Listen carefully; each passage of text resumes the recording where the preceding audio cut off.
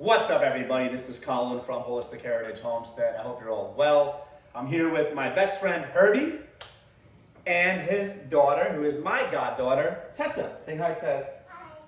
So what we're doing today is actually Herbie is filleting a fish that we just caught. We're at his parents' house, and just a beautiful place. Really enjoying ourselves here. They have an awesome pond very close to their house, and one of the things I want to talk to you folks about is it's so great to have fish available in close proximity at all times. I mean, you know, at our channel, we're preppers. We talk about having food available at all times in many different forms. And another thing I'd like to talk to you about, touch base on lightly, is, you know, having some protein available. And that's why one of the reasons I think having fish on your property, having fish available is really great. It's a great source of protein. And then Herbie, who has his own YouTube channel, which I highly recommend checking out. It's under the name Herbert Kohler. I'm actually going to share the previous video that actually shows him filleting this largemouth bass. And please, super knowledgeable person, very capable fisherman, and he's also knows how to fillet fish. So if you want to learn how to actually fillet a fish, check out that video, folks. So this is a largemouth bass? Yes. So. Okay. So my parents, they have a nice, about a quarter-acre farm pond out front, and it is stocked, or it was stocked. Now you have naturally reproducing fish. You have bluegill, which are here. This is like a panfish. Right. It's a very nice white meat. We harvested one of the bass out of there because we want to get some nice bass fillets out of here. There's also catfish that probably are over 30 pounds at this point swimming around in there. And I love the idea, if you're doing any sort of home growing of food and protein, you might want to consider a farm pond, because once the ecosystem is set up, there's in many ways a lot less work than other types of livestock that you might want to raise. That's a good point. These bluegill right here, these are natural foragers. So the moment they're in there, they're slurping bugs and things that fall in the water off the surface. They're converting it into protein for you. I think you call them the chicken of the pond. That's right, because when we think about the highest quality chicken meat, we're thinking about pasture chickens eating bugs and weeds and things to get higher quality proteins and better fats and nutrients.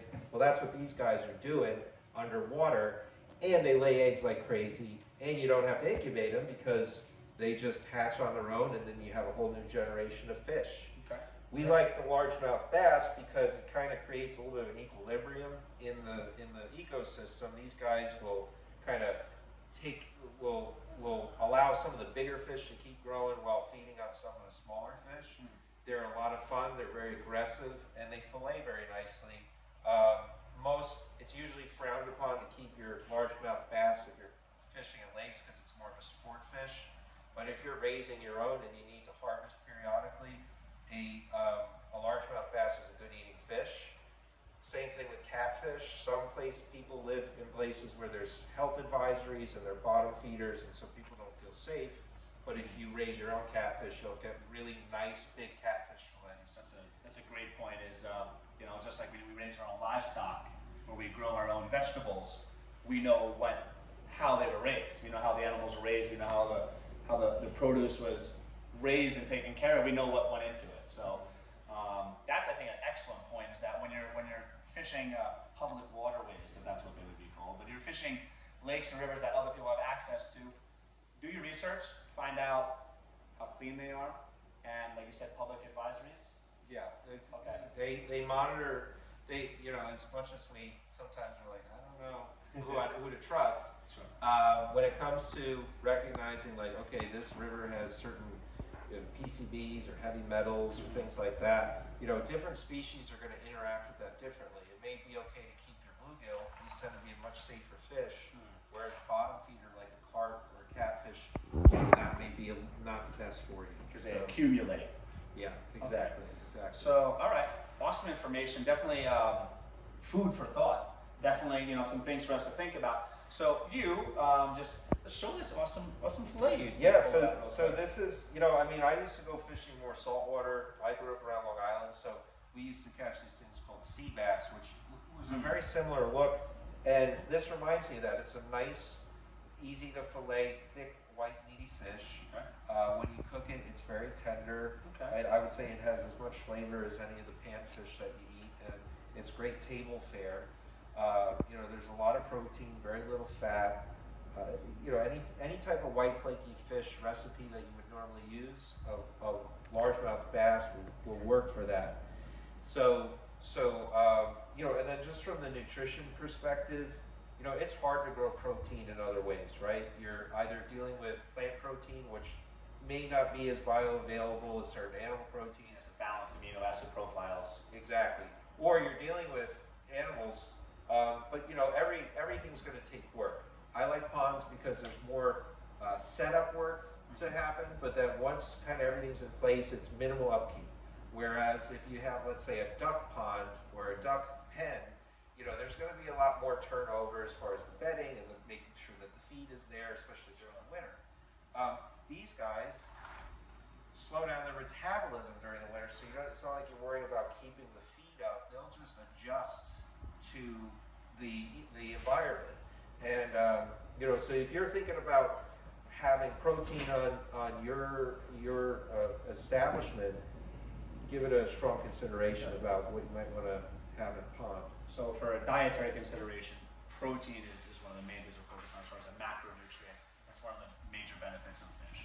Correct. But also fish have lots of minerals and other nutrients as well. So you know, nutritional powerhouse, relatively easy once you set up ecosystems. Yes. And you know, just something that is nice to have from a emergency preparedness point of view is having high quality food in close proximity to the home. So before we go today, we're going to wrap this up. If you were to give people that are new to learning how to fillet fish, prepare fish, 2 tips. Give me 2 tips that you think would be helpful to people that are beginners to learn how to fillet fish. So, and if you watch the video that Colin's going to share, to go into more detail, but I talk about how you don't want a knife that's too sharp, because a lot of the bone structure is actually what will guide your knife as you're scraping flesh from the bone. Okay. If your knife is too sharp, it will cut right through it, and then you're going to wind up with a bony chunk of meat. Gotcha. The other thing I would say is if you're starting, it's your first fish, start very slow. Okay. Start with a larger fish. A larger fish is more forgiving, and then you'll apply that technique to smaller and smaller cuts and still get a good fillet out of even smaller fish. Well said. I like the word forgiving because, you know, there's a learning curve with everything. And you know, expect to make mistakes. And if I were to try this right now, I am new to this. If I were to try to do what Herbie just did, my fillet might be much smaller because I would not yield or get as much off of the fish. And one thing that you had mentioned earlier, just as another tip that I'm going to throw out there, because I thought this was really cool, was if you were trying to just maximize and get the most out of the fish, especially in a survival situation, fillets are nice to cook, they're easy to work with. You said you would cook the whole fish. How would you do that? Yeah, so you know, what I would say is if you really want to maximize and be efficient with the protein that you're getting out of your setup, scale the fish and gut the fish and cook it whole. And that's how they eat this fish. If you go to the Philippines or whatnot, they eat the whole fish. Okay. But they scale it, and that way they pick every morsel of meat off the bone. The only thing that's left is the bones, and it's just very efficient. But I like fillets. Fillets, you can, you know, they tend to be more edible for people who aren't as much into seafood. You can also do fish top. There's a lot of different recipe applications. So awesome. Great. Awesome. Well, thank you for your time today, boss, and thanks for hanging out, Tessa. Thanks, Tess. We had a lot of fun hanging out, and definitely a learning experience for me. And again, Herbert Kohler, please check out his channel. Super knowledgeable guy, and he's my best friend for a reason.